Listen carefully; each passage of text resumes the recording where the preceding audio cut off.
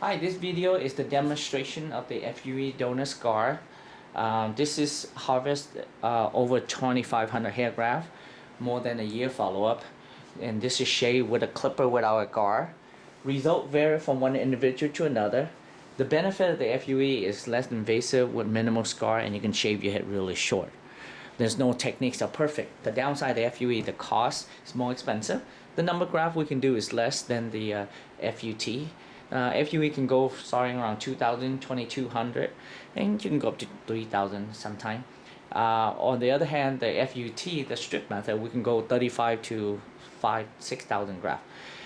So the FUE has more limited graft harvesting per session, but you can do multiple sessions. And it's more for mild to moderate hair loss. And the other with FUE and FUT, for both my work you can have excellent density, but if you compare my FUE to my FUT, the FUE will be 10% less density than the FUT.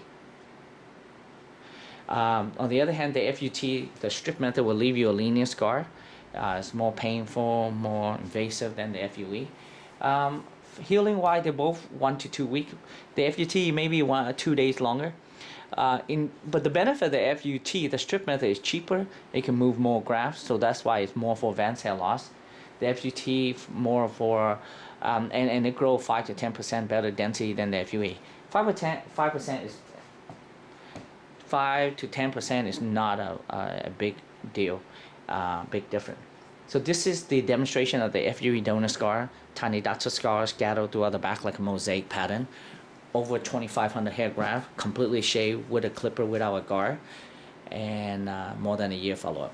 Result vary from one individual to another. Both FUE and FUT have scar.